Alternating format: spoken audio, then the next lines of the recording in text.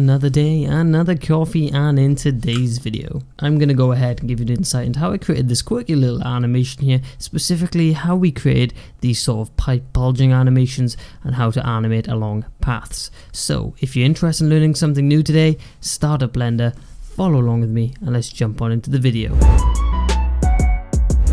Right, good morning ladies and gentlemen, welcome back to the channel. So the first thing we're going to do today is to quickly model out the building, because I'd like to focus this tutorial primarily about the animation because the model itself isn't anything too grand. So let's just jump into front view here, and I'm going to press GZ just to bring this up, and I want to widen out our starting cube just to make it a bit more building like and turn this sort of into that factory appearance, but nothing too fancy. So let's just tap into edit mode and press 3 and select this top face, GZ, just to make this a little bit taller.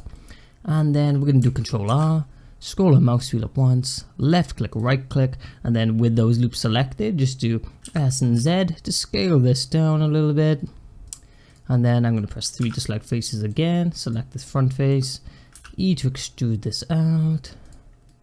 Then let's go ahead and back into object mode. I'm going to quickly apply a rotation and scale with Control A, rotation and scale, so that when we go back into edit mode, I can select this top face, press I to inset, and then just do easy to extrude this down just a little bit, just to give that top roof sort of appearance. And then I'm also going to press Shift right click to move our 3D cursor to this point. And what I'm going to add in here is, you know, those sort of like A vents that stick out on the top of like large buildings, we're just going to add those in. So to do that, just going to do Shift A and add in a cube, scale this down and bring it up slightly, S and X to widen this a little bit. And then I'm going to go into top view, let's do Shift D to duplicate, Y to lock it to the Y axis, bring this out to around here. And then shift click them both, shift D and X to move this along, and that looks pretty decent to me. Now we can just select all 4 of these while holding shift, and then shift click the building last, Control J to join those all up nicely, keeping our origin point on the building. That's why we selected the building lastly there. It's just a key note. And then let's go ahead and do one more thing. We're going to add in a little like archway here just to give the appearance of some sort of doorway. So back into edit mode, click off into an empty space to deselect anything, and we're going to do Control R again, and we're going to get a loop down the middle here. Scroll your mouse wheel up once, left click once, move this along to around here, and then click that around there, and then press 3 to select faces again, select this face, and I'm going to do E to extrude this inwards only slightly to around there. Now one last thing we need to do is just to add in the windows, and we're going to just go ahead and use the bool tool for that with some array modifiers. So shift right click here, shift A to add in another cube. I'm just going to scale this down. I realize I've just added this in while I'm in edit mode, which means it's technically part of the building. So with this selected, just press P, selection, come back into object mode, and we've got this as a nice separate shape now. And press GZ to bring this down. And then let's go ahead and add some array modifiers. So into modifiers, and I'm going to add an array. I'm going to increase my X offset to 1.4, and then I'm going to go ahead and increase my count till it's around just an even amount across. Maybe move this over slightly. And then let's add one more array modifier, which is going to be down underneath here. We can change the X offset to 0. And then to keep these nice and symmetrical, I'm going to change my Z offset to -1.4 to keep this nice and squared up. Maybe bring these up a little bit. And now we're going to use the bool tool to create some nice square shapes in the building to give the impression for windows. And to do that, let's just click on the squares, shift click on the building, come into object, bool tool, and do brush boolean difference. And before you go ahead and get angry at me in the comments because you can't find the bool tool, just go ahead and come into edit, preferences, add-ons, search for bool, and there is your bool tool. Enable this, and you should be able to follow along successfully. And there we have the basis for this design. Nothing fancy, but now let's move on to doing some animating with the pipes. Okay, so for this design, I'm going to keep it nice and basic like the initial animation, and I'm going to have just one pipe coming in at the back. It's going to bulge out and animate in to the back of this building here. So initially, how are we going to create the pipe? Well, it's going to be nice and easy. So all I'm going to do is do shift, right click here to move our 3D cursor to the back, and we're going to do this using a path. You may have seen paths before. I'm just going to do shift A and going to go into curves and add in a path. Initially we're going to rotate this by 90 degrees so it's nice and straight at the back, so RZ 90 degrees like that. And then I'm going to come up here into wireframe mode. I'm going to jump into my left view mode just so I can see how far this comes into the building. Press G to move this, and I just want to stick it into the building just a little bit, nothing too far. I hope that's not too hard to see in the recording. But then I'm going to tab into edit mode, and you can see we've got a couple of these little dots. These are just the vertexes along this path. I'm going to delete the end two by selecting them there and pressing X and deleting the vertices. And then we're going to select this one at the beginning and do easy to extrude this down to around here, and then easy to extrude this down again to around here. And now we can tab back out of edit mode. Excuse me. And if we go back into solid view, you can see we've now got this nice sort of 90-degree angle path, which is looking pretty good. And now all we need to do is, initially I want to create some collections, because especially when you're animating, you can have a lot of moving parts, so it's good to keep things as organized as possible. So with this path selected, just press M for mother, that's M for mother, not N, and let's click new collection, and I'm just going to call this pipe. So now up in here you can see this has nicely been moved into the pipe collection, and with the pipe path selected, let's just do Shift D to duplicate, right click to leave in place, because we're going to use one path to create the pipe and then one path to act as the path to animate along to make sure everything's nicely in line. So initially let's take our first path here and come into our object data properties. We can turn off the path animation, we're not going to use that. But if we go into geometry, this is where we can give it a nice bit of girth, make it nice and thick. I'm so childish. And so in bevel, come to depth and just hold shift and click and drag this up, and this is going to let you create a nice scaled pipe, maybe around 0.3 for me, something like that will do. And when you're happy with your general scale, all you need to do is click on it and then right click and do convert to mesh, and now it's no longer a path, it's a nice mesh that we can warp and play around with. Great stuff. You might also want to rename this pipe, and I'm just going to rename the other path that we have to pipe path. Cool. And now how are we going to do the initial bulging? Because the initial bulge is what makes it look like there's something moving along, inside the pipe into this building or factory. And in order to achieve that, we're just simply going to go ahead and use the warp modifier. So let's go ahead and add one of these in. So if we click on the pipe, go into modifiers, and we've got a nice modifier here called warp. And now the warp modifier needs two things, and that's a from and a to object to give the modifier some coordinates so it knows how far it should warp. And for that, we're going to be using some empties. And you might be thinking to yourselves, Keelan, but what is an empty? Well, an empty is purely just a shape that's not really a shape. That's how I tend to remember it anyway. So it's purely just an object that you can place into the scene. It's not going to show up in any of your renders, but Blender can use it to get some coordinates to do stuff. So initially let's hide the pipe here, and I'm going to select this path, tab into edit mode, select this bottom vertex, do Shift S, cursor to selected, and then Alt H to bring the pipe back. And in, so here at this point now we're going to add two empties. So do Shift A, and we're going to add, so down here in empties, add a plane axis, then Shift A, add in a spherical empty.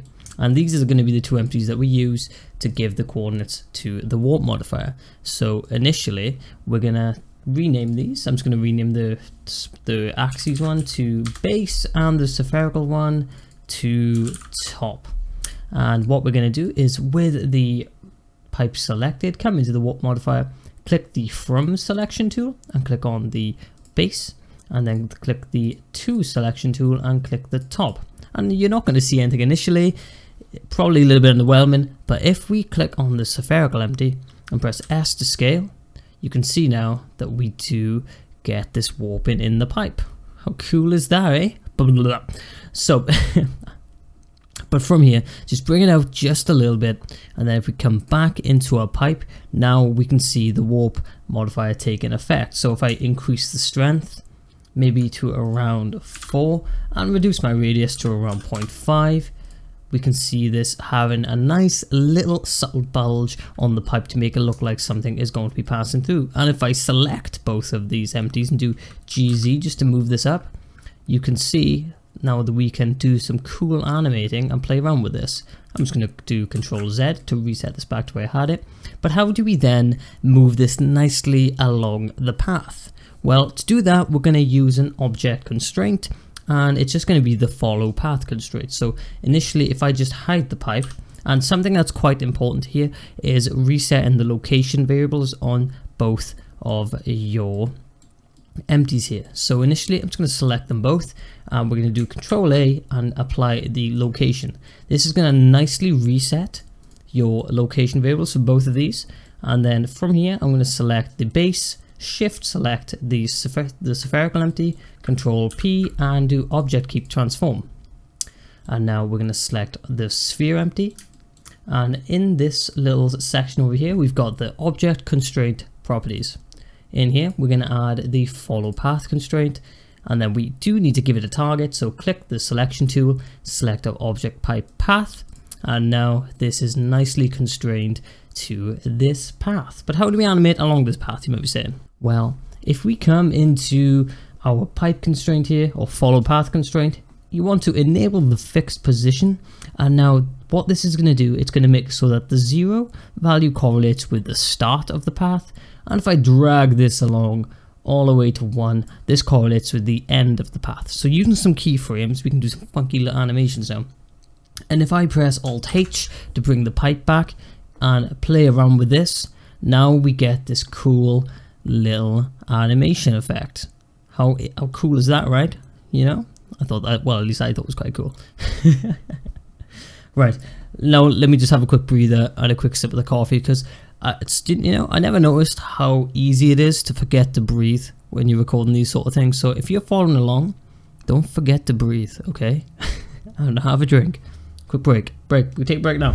Okay, and I'm back from my break, and the next thing I'm going to do is just to duplicate this pipe out a couple of times, just to give us a couple more to play around with during the animation. So I'm actually going to go into top view, because I find this just a bit easier to see where everything is. I'm going to highlight all of my pipe, including the paths and the empties, do Shift D to duplicate. I'm going to bring this over here. You're going to find that your empties are going to want to wander, but don't worry about that. We'll reset that in a moment, but I'm going to go ahead and leave this around here. Then with them all selected, do RZ minus 90 degrees to bring this over here. Then bring my path to around the center point.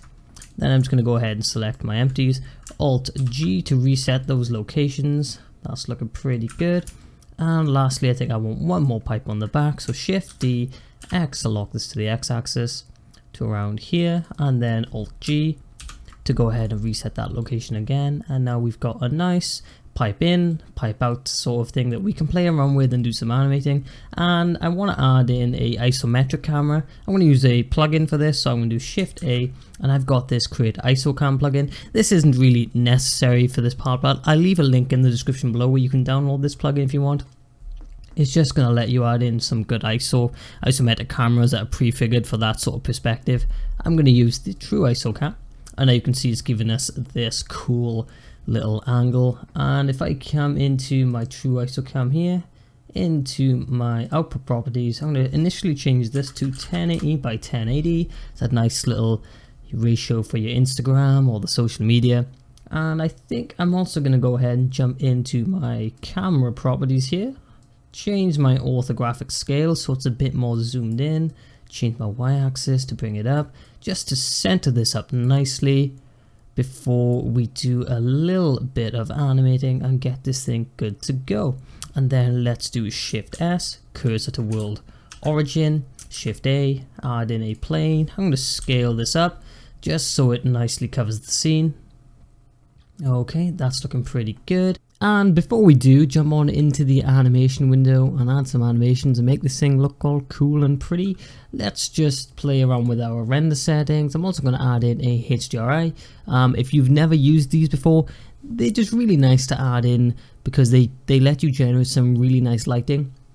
And I like these especially when I'm working with Eevee renders because they just make it look a little bit more crisp. So if you'd like to do that, just follow along now. I'm going to jump into shading, and in here I'm going to go to Object, World, and if you can't see any nodes, just make sure you tick this Use Nodes option here. And I'm going to do Shift A, and I'm going to search for an environment texture. I'm going to throw that in there, click Open, and you're going to need to download a HDRI beforehand. I'll leave a link in the description to HDRI Haven, which is probably the most popular source for HDRIs. But once you've got one, here's a bunch I've currently got which I've used in the past. I'm going to use this Veranda 4K, open this, click and drag that into my color node for the background, and then when we come back into our layout here, and if I move this around, why can't we see it? Oh, because, sorry, make sure you go into your rendered preview here, otherwise you ain't going to see it in action. And there we are. So this is going to give us a nice bit of light in. We've also got our default light. You might be able to barely see, but if I move this across here, the default light is quite bright at 1000 watts. So I'm just going to bring that down to 400 and increase my radius a little bit to soften the shadows. And I've also brought over to this side of my building here just to soften up the shadows. But if I jump back into my camera preview so I can see what's going on. Okay, this is looking pretty good. And in terms of my general render settings, I tend to turn on ambient occlusion, and then you can turn this up. If I turn it up, you can see it having an effect on the shadows here nicely. I only want something just a little subtle. I think that looks nice. And let's turn on into film tab here. Let's turn on transparent. That's going to make the background image disappear. Color management, go for something high contrast in, and now let's add in some colors to this thing. So if I click on the building, I think I'm going to give this just like a gray color. So in my base color here, I'm going to lean it ever so slightly into the blues. And for the background, let's just give that a name of BG, make it like a nice light blue, trying to keep this very basic so that it's easy to follow along with. And then if I click on a pipe, let's give this a name of pipe, and I'm just gonna give this a color, maybe red, purple. Purple's a nice color, goes nice with blue, but maybe red. I'm kind of digging that today. Experiment, guys, enjoy yourself. That's what this is all about. Maybe we'll go for like a pinky red today. Yeah, it looks cool. My roughness to around 0.7, so it's a little bit less shiny, and I'm gonna put that on these other pipes too by clicking on it there, and in our materials properties, just go into the drop down and give it the pipe color. Cool, that looks good to me. That's nice and basic, and I think we're probably pretty good to jump on over into the animation window now to focus really on the animation. So let's jump on into that now. Okay, here we are. We've moved on over into the animation window, and if this is new to you, it's very straightforward. You've got one window here which is automatically set up to your camera view. This viewport is just your modeling one, so your standard solid view, so you can go ahead and move things around to animate. And down the bottom you've got your nice timeline where you can add in some keyframes to your dope sheet and create some basic animations. But what are we going to do with this? Well, quite simply, we're going to do some very basic animation along this pipe here. So in order to do that, we're actually going to utilize the offset that we set up a little earlier with this pipe path constraint. So what we're going to do, we're going to start with this pipe here, and I want it at frame 0 to be down here. So with your offset set to 1 or 0, depending which way your path was, just make sure that your empties are down here. I'm just going to right click and insert keyframe, and then by the time this gets to around frame 30, I want it to be at the top, and then so all I need to do is move this over here, and you can see this has changed to like an orangey yellow now,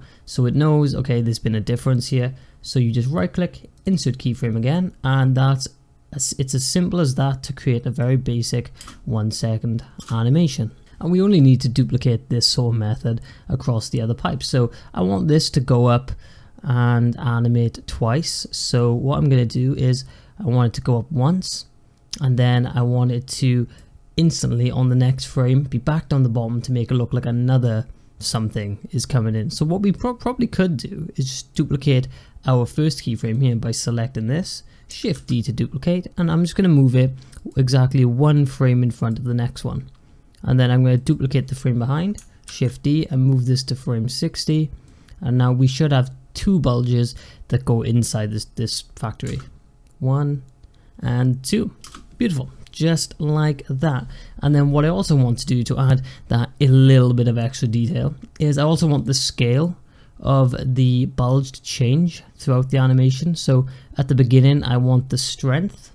So if I click on the pipe into our modifiers, now we can also animate the strength of our warp modifier. So at the beginning I wanted to have strength of 0, and then do right click, insert keyframe, and then by the time the pipe gets to maybe around here, so around 10 frames in, I want the strength to be back at 4.5, and then right click, insert keyframe. Then by the time we get to 20, say, I want it to still be 4.5, but from there I want it to start decreasing towards the frame 30, bring it back down to 0, and right click, insert keyframe once again. And now we should have a nice increasing in scale and decreasing in scale animation there. So let's watch this back.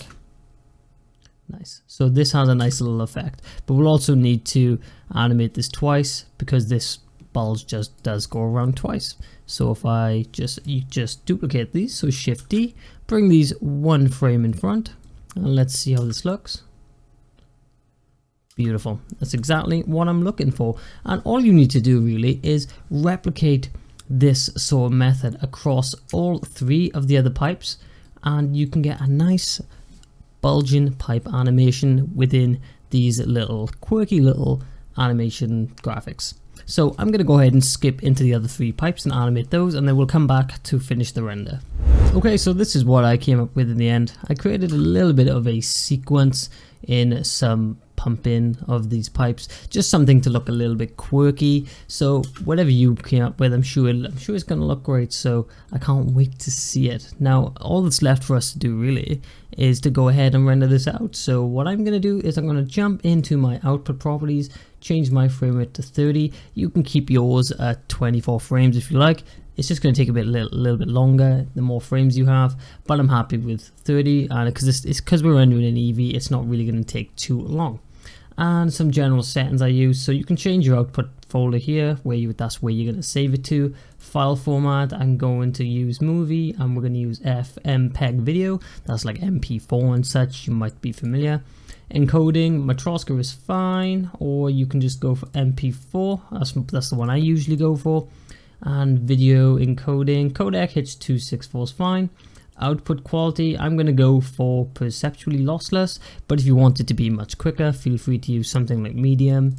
And encoding speed of good is fine, but with that I think we're pretty much good to go. So all that's left to do in your render is to initially, I'm going to cap my frames at where does mine end? But around 150. So I'm going to put my end in frame at 150 because I don't need to render all this because it's not doing anything at this point. But once you're ready, you're good to go. Come to render, click render animation, and let's see how this thing turned out.